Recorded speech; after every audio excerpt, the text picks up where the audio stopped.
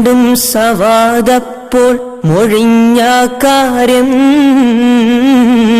വിളറി അടുത്തുള്ളോർ ശ്രവിച്ച് പാരം. ഇല്ല എനെ ദേഹത്തൊരു കുപ്പായം, അങ്ങും കയറ്റണം തിരുകുപ്പായം. കേട്ട സ്വഹാബാക്കൾ തരിച്ചു നിന്നേ, കേമൻ ഉമറിന്റെ മുഖം ചുവന്നേ. സതതം നബിയുള്ള ഖമീസെ കേറ്റി, സകലർ അതു കണ്ട് ചുളിച്ചു നെറ്റി. കരമിലെ വടിയപ്പോൾ നിലത്തേറി. അസ്സലാമു അലൈക്കും വറഹ്മത്തുള്ളാഹി. ബിസ്മില്ലാഹിർ റഹ്മാനിർ റഹീം. അൽഹംദുലില്ലാഹ് നഹ്മദുഹു വനസ്തഈനുഹു വനുഅ്മിനു ബിഹി വനതവക്കലു അലൈഹി വനഊദു ബില്ലാഹി മിൻ ശുറൂരി അൻഫുസിനാ വമിൻ സയ്യിആതി അഅ്മാലിനാ. മൻ യഹ്ദിഹില്ലാഹു ഫലാ മുളില്ല ലഹു വമൻ യുദ്ലിൽഹു ഫലാ ഹാദിയ ലഹു. വഅശ്ഹദു അൻ ലാ ഇലാഹ ഇല്ലല്ലാഹ് വഅശ്ഹദു അന്ന മുഹമ്മദൻ അബ്ദുഹു വറസൂലുഹു അർസലഹു ബിൽ ഹുദാ വദീനിൽ ഹഖ് ലിയുദ്ഹിറഹു അലദ്ദീനി കുല്ലി വകഫാ ബില്ലാഹി ഷഹീദാ. അല്ലാഹുമ്മ സ്വല്ലി അലാ മുഹമ്മദിൻ വഅലാ ആലി മുഹമ്മദ് കമാ സ്വല്ലൈത അലാ ഇബ്രാഹീം വഅലാ ആലി ഇബ്രാഹീം വബാരിക് അലാ മുഹമ്മദിൻ വഅലാ ആലി മുഹമ്മദ് കമാ ബാരക്ത അലാ ഇബ്രാഹീം വഅലാ ആലി ഇബ്രാഹീം ഇന്നക ഹമീദും മജീദ്.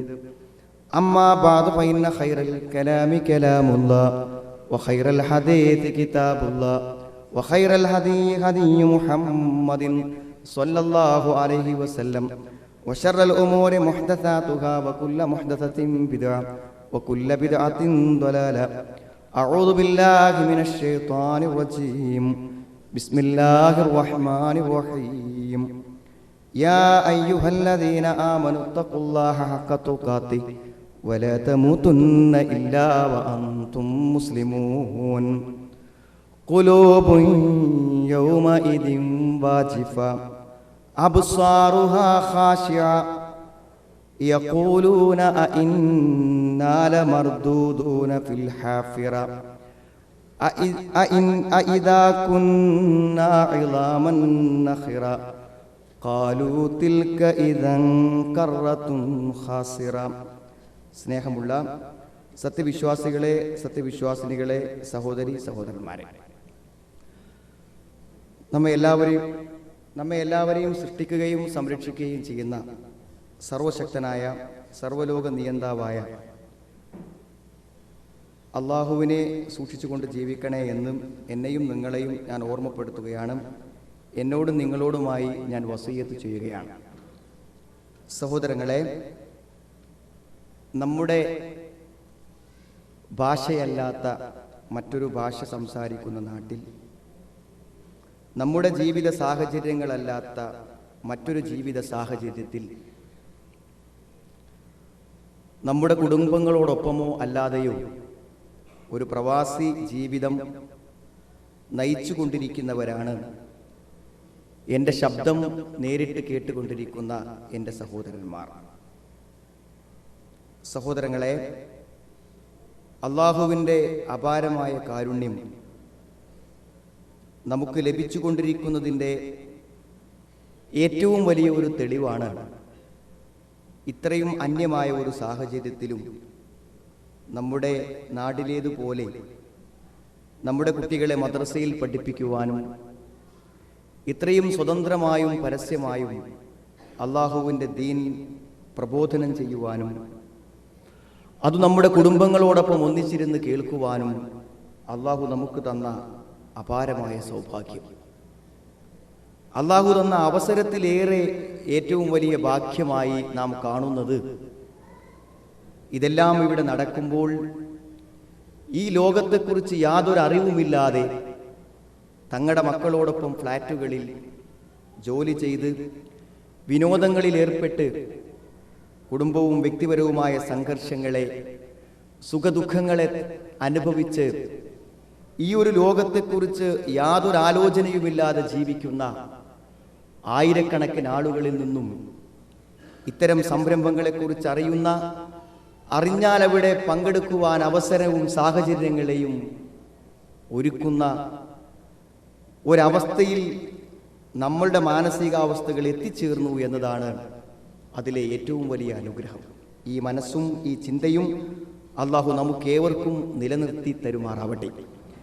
ദീനിയായ നല്ലൊരവസ്ഥ നമ്മുടെ മക്കളിൽ നിന്നും, നമ്മുടെ കുടുംബങ്ങളിൽ നിന്നും, മാതാപിതാക്കളിൽ നിന്നും കൺകുളിർമയോടുകൂടെ അനുഭവിക്കുവാനുള്ള സാഹചര്യം ഇഹത്തിലും പരത്തിലും അള്ളാഹു നമുക്ക് പ്രദാനം ചെയ്യുമാറാകട്ടെ.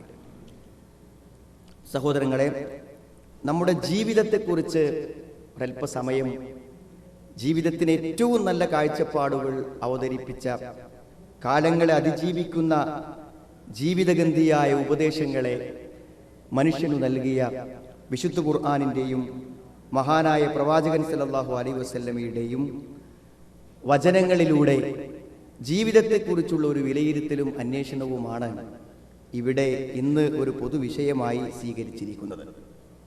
സഹോദരങ്ങളെ, സാധാരണ വളരെ ദീർഘമായ യാത്രകൾ ചെയ്യുന്നവരാണ് നമ്മളിൽ പല ആളുകളും.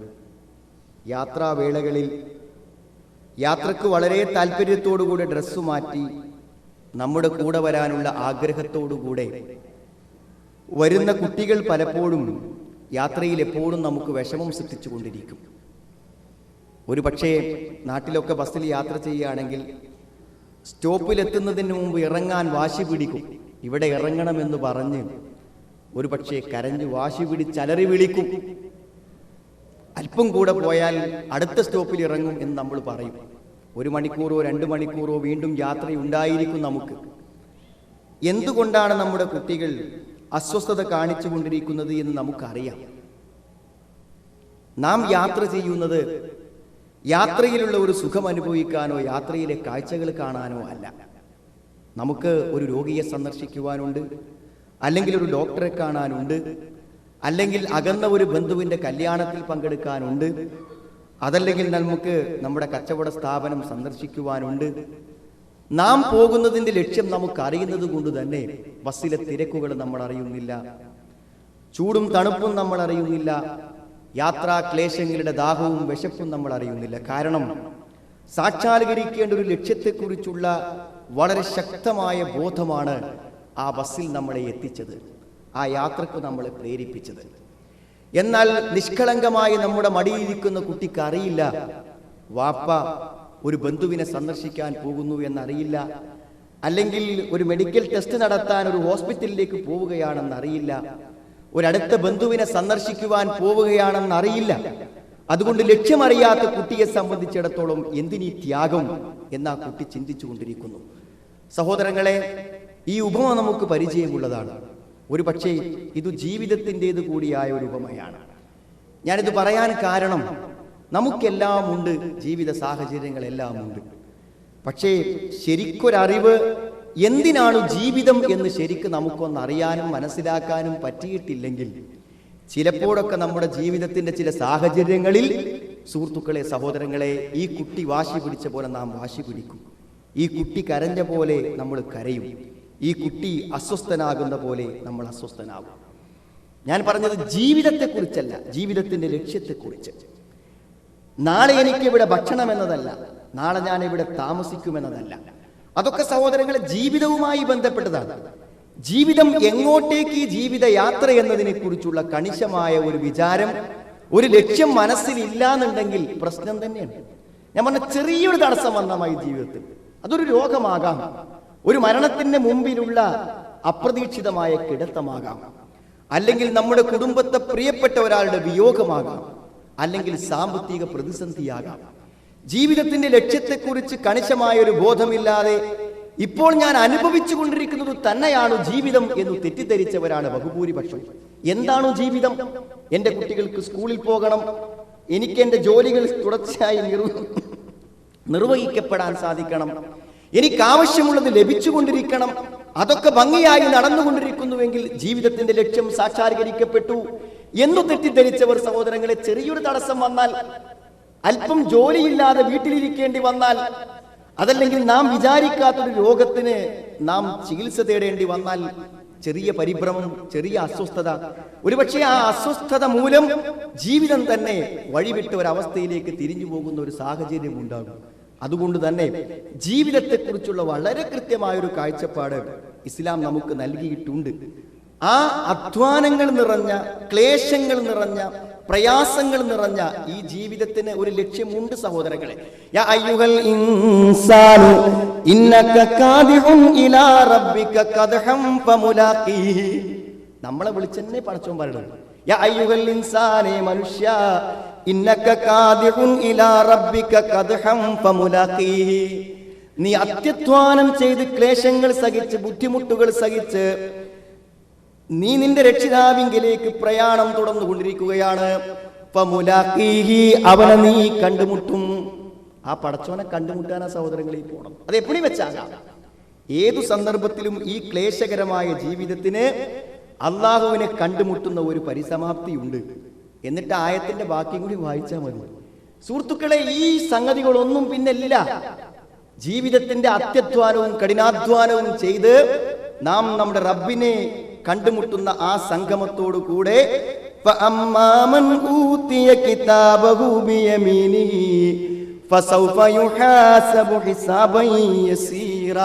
പിന്നെ കണക്ക് നോക്കൽ തുടങ്ങാണ്. നമ്മൾ ഈ കഷ്ടപ്പെടുന്ന, അത്യധ്വാനം ചെയ്യുന്ന ഈ ജീവിതത്തിന്റെ പരിസമാപ്തി കുറിപ്പ് കെട്ട് കഴിഞ്ഞാൽ ഏതെങ്കിലും ഒരു സ്ഥലത്ത് സഹോദരങ്ങളെ കണ്ണ് മുകളിലേക്ക് തുറിച്ച് മലർന്നടിച്ച് വീഴേണ്ടി വന്നാൽ പിന്നെ ഇതൊന്നുമില്ല. ഇന്ന് മനസ്സിൽ നിറഞ്ഞു നിൽക്കുന്ന ആലോചനകളില്ല. കളിക്കളത്തിൽ കളിച്ചുകൊണ്ടിരിക്കുന്ന ഒരാളുടെ മനസ്സിലുള്ള ആഹ്ലാദ ചിന്തകൾ അസ്തമിച്ചു. കുടുംബത്തെക്കുറിച്ചുള്ള വ്യാകുലതകൾ അവസാനിച്ചു. ജീവിതത്തിന്റെ സന്തോഷങ്ങളും പ്രതീക്ഷകളും സമാപിച്ചു. ജീവിതം പുതിയൊരു ഘട്ടത്തിലേക്ക് പരിവർത്തിക്കുകയാണ്. അതല്ലേ ലക്ഷ്യം സഹോദരങ്ങളെ? ആ വീഴ്ചയാണ് ലക്ഷ്യം. ആ ജീവിതത്തിന്റെ ആകസ്മികമായ പരിസമാപ്തിയാണ് ലക്ഷ്യം. എന്നിട്ട് അള്ളാഹ് പറയാണ്, പിന്നെ കയ്യിൽ തരും ജീവിച്ചതിന്റെ മുഴുവൻ കണക്ക്. ഫഅമ്മാമൻ ഊതിയ കിതാബഹു ബിയമീനിഹി ഫസൗഫ യുഹാസബു ഹിസാബൻ യസീറാ. ആ സന്ദർഭത്തിൽ ആരുടെ ജീവിതരേഖ അവന്റെ വലത്തെ കയ്യിൽ നൽകപ്പെട്ടുവോ, ഫസൗഫ യുഹാസബു ഹിസാബൻ യസീറാ, എളുപ്പമായ ഒരു വിചാരണ അവൻ വിചാരണ ചെയ്യപ്പെടും.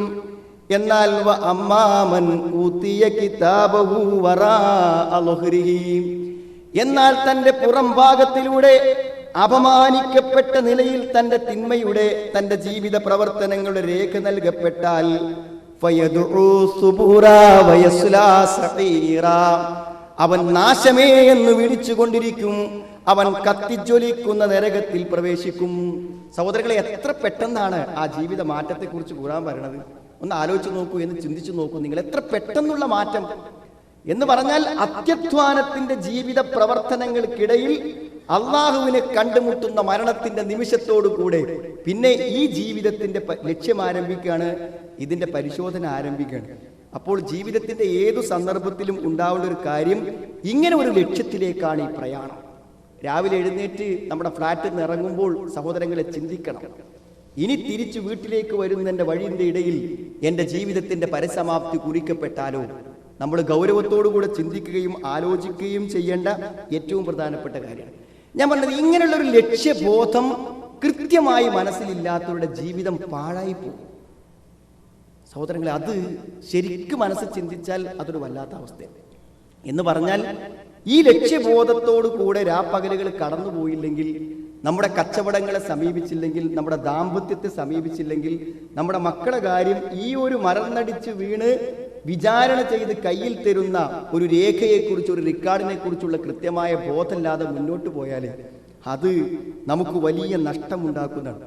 അതുകൊണ്ടാണ് എനിക്കും നിങ്ങൾക്കും പരിചയമുള്ള ആ സൂറത്തുൻ നബയുടെ അവസാനം നോദ്യോഗ്യമായി, ദാലിക്കൽ യൗമുൽ ഹഖ് ഫമൻ ശാഅ അത്തഖദ ഇലാ റബ്ബിഹി മആബാ ഇന്നാ അൻദർനാകും അദാബൻ കരീബാ. ദാലിക്കൽ യൗമുൽ ഹഖ്, ആ ദിവസം സത്യമാണ്. സഹോദരങ്ങളെ, ജീവിതത്തിന് എന്തു തിരക്കുണ്ടെങ്കിലും എന്ത് ബുദ്ധിമുട്ടുകൾ ഉണ്ടെങ്കിലും ആ ദിവസം സത്യമാണെന്ന് ഓർമ്മ വേണം. ഫമൻ ശഅത്തഖദ ഇലാ റബ്ബി മഅബാ. ആരെങ്കിലും ഉദ്ദേശിക്കുന്നുവെങ്കിൽ അവന്റെ രക്ഷിതാവിൽ അവൻ അഭയം തേടിക്കൊള്ളട്ടെ, അവനിൽ അവൻ രക്ഷ കണ്ടെത്തിക്കൊള്ളട്ടെ. ഇന്നാ അൻദർനാകും അദാബൻ ഖരീബാ. സമീപസ്ഥമായ ഒരു ശിക്ഷയെക്കുറിച്ച് നാം നിങ്ങൾക്ക് താക്കീത് നൽകുന്നു. ഇന്നാ അൻദർനാകും അദാബൻ ഖരീബാ യൗമ യൻദുറുൽ മർഉ മാ ഖദ്ദമത് യദാഹു. ചെയ്തു വെച്ചതിനെ കുറിച്ച് മനുഷ്യൻ നോക്കുന്ന, അന്വേഷിക്കുന്ന ഒരു ദിവസം, ഒരു വിചാരണ വന്നെത്തുമ്പോൾ മനുഷ്യൻ പറയും, യാ ലൈതനി കുന്തു തുറാബാ, യാ ലൈതനി കുന്തു തുറാബാ. ജീവിതത്തിന്റെ പരിസമാപ്തിയായി, അതിനപ്പുറത്തൊന്നുമില്ലെന്നും, ജീവിതം എപ്പോഴും മണ്ണിൽ, തന്റെ മാംസവും അസ്ഥിയും മണ്ണിൽ ദ്രവിച്ചു തീരുന്നുവോ അവിടെ എന്റെ ജീവിതത്തിന്റെ സമ്പൂർണമായ സമാപനം കുറിച്ചിരിക്കുന്നു എന്നാണ് ഞാൻ വിചാരിച്ചത്. പക്ഷേ ഇവിടെ ഞാൻ തിരിച്ചു വന്നിരിക്കുകയാണ്. ഞാനന്ന് വിചാരിച്ച പോലെ എന്റെ കുടിമാടത്തിൽ എന്റെ ജീവിതത്തിന്റെ പരിസമാപ്തി കുറിക്കുകയും അതിനപ്പുറത്തേക്ക് ജീവിതം പോകാതിരിക്കുകയും ചെയ്തിരുന്നുവെങ്കിൽ, യാ ലൈതനീ കുന്തു തുറാബാ, ഞാൻ മണ്ണായി തീർന്നിരുന്നുവെങ്കിൽ എത്ര നന്നായിരുന്നേനെ എന്ന് മനുഷ്യൻ പറയും. എന്നാൽ സഹോദരങ്ങളെ, അതേസമയം ജീവിതം കബറിൽ അവസാനിച്ചിരുന്നുവെങ്കിൽ, വീണ്ടും ഈ അസ്ഥികൾ യോജിക്കാതിരുന്നുവെങ്കിൽ, വീണ്ടും ഈ ശരീരത്തിൽ ആത്മാവ് വരാതിരുന്നുവെങ്കിൽ എന്ന് ആഗ്രഹിക്കുമ്പോൾ അവിടെ മറ്റൊരു കൂട്ടർ പറയുന്ന വാക്ക് ഖുർആൻ പറയുന്നു, ഇന്നി ലനന്തു അന്നീ മുലാഖിൻ ഹിസാബിയാ. ഇന്നി ലനന്തു, ഞാൻ ഉറച്ചു വിശ്വസിച്ചിരുന്നു, മുലാഖിൻ ഹിസാബിയാ, എന്റെ ജീവിതത്തിന്റെ മുഴുവനും കണക്ക് കണ്ടുമുട്ടുന്ന, വിചാരണ ചെയ്യപ്പെടുന്ന ഒരു ദിവസമുണ്ടെന്ന് എനിക്ക് ഉറപ്പുണ്ടായിരുന്നു. കബറിൽ സമാപനം കുറിക്കാത്ത, മണ്ണിൽ അവസാനിക്കാത്ത, അസ്ഥികൾ മണ്ണു തിന്നാൽ തീരാത്ത ഒരു തിരിച്ചുവരവുണ്ടെന്ന് എനിക്ക് ഉറപ്പുണ്ടായിരുന്നു. ഇന്നി ലനന്തു അന്നീ മുലാഖിൻ ഹിസാബിയാ ഫഹുവ ഫീ ഈശത്തിർ റാദിയ. ആ വിചാരം കൊണ്ട്, വിശ്വാസം കൊണ്ട് അവന് സംതൃപ്തകരമായ ഒരു ജീവിതമുണ്ട്.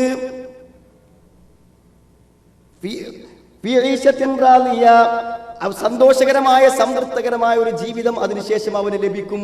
സഹോദരങ്ങളെ, ഇത് ജീവിതത്തെ മനസ്സിലാക്കിയവന് കിട്ടുന്നതാണ്. ജീവിതം അവിടെ അവസാനിക്കൂല എന്ന് മനസ്സിലാക്കിയ ആൾക്ക് കിട്ടുന്നതാണ്. ഇതിലേറെ പ്രശ്നം എന്താ സഹോദരങ്ങളെ, ജീവിതത്തിനെ കുറിച്ച് കൃത്യമായ ഒരു കാഴ്ചപ്പാട് മനസ്സിലില്ലെങ്കിൽ പരിഭ്രമിച്ചു പോകും. ഞാനിത് വെറുതെ എനിക്ക് ഈ വിഷയം കിട്ടിയപ്പോൾ പറയണതാണ് നിങ്ങൾ വിചാരിക്കരുത്. ജീവിതത്തിൽ അങ്ങനത്തെ ഘട്ടങ്ങളിൽ അപൂർവമായിട്ടെങ്കിലും നിൽക്കേണ്ടി വരും. കാരണം സഹോദരങ്ങളെ, ജീവിതം അത്രയും സങ്കീർണമായ തലങ്ങളിലൂടെയാണ് കടന്നു പോകുന്നത്. നമ്മുടെ സ്വന്തം ഒരു വ്യക്തിപരമായ ഒരു കാര്യം മാത്രമല്ല, നമ്മുടെ കൂടെ ഒരു കുടുംബമുണ്ട് സഹോദരങ്ങളെ. നമുക്ക് ആരോഗ്യത്തോടെ കാത്തു സൂക്ഷിക്കണമെന്ന് വിചാരിക്കുന്ന ഒരു ശരീരമുണ്ട്. നമ്മുടെ ജീവിതത്തിന്റെ ഉപജീവന മാർഗങ്ങളായിട്ടുള്ള വരുമാനങ്ങളുണ്ട്. ഇവിടേക്ക് എന്തെങ്കിലും ഒരു തടസ്സം വന്നാൽ പരിഭ്രമിച്ചു നിൽക്കും മനുഷ്യൻ. ജീവിതം എന്ന് പറഞ്ഞാൽ ഇതൊക്കെ എങ്ങനെ സുഖമായി നടന്നു പോകുന്ന ഒരു അവസ്ഥ ഉണ്ടാകുന്നു തെറ്റിദ്ധരിക്കുന്ന ആളുകൾ എന്ത് ചെയ്യുന്നവരും ഇതിനെന്തെങ്കിലും ഒരു തടസ്സം വരുമ്പോൾ പരിഭ്രമിച്ചു നിൽക്കും. ഈ പരിഭ്രമത്തിന്റെ മരിക്കുന്നത് വരെ ഇനി അങ്ങനത്തെ രോഗങ്ങളോ പരീക്ഷണങ്ങളോ ഒന്നുമില്ലാതെ കടന്നുപോയാലും ജീവിതത്തെക്കുറിച്ച് കൃത്യമായിട്ടൊരു കാഴ്ചപ്പാടില്ലെങ്കിൽ മരിക്കുമ്പോൾ അന്തം വിടില്ല സഹോദരങ്ങളെ. നമ്മളൊക്കെ മനസ്സിലാക്കിയതാണ്, മരിക്കുന്ന സമയത്ത് കണ്ണ് മേലേക്ക് പോകുന്നത് ആത്മാവിനെ പിടിക്കാൻ വരുന്ന മലക്കിനെ പിന്തുടരലാണെങ്കിൽ ഏതൊരു മനുഷ്യനെ സ്വീകരിക്കാനും മലക്ക് വരുമ്പോൾ ആ മലക്കിനെ കാണുന്ന പരിഭ്രമിക്കുന്ന ഒരു രംഗം ഉണ്ടാവുള്ളൂ. ഞാനും നിങ്ങളൊക്കെ ഇത് കേട്ട ആൾക്കാരാണ്. കേൾക്കാത്തോലത്ത് വരൂലേ സഹോദരങ്ങളെ? ഈ മലക്ക് ജീവിതത്തെ തിരിച്ചു കൊണ്ടുപോകാൻ വേണ്ടി നിശ്ചയിക്കപ്പെട്ട മലക്ക് വരൂലേ?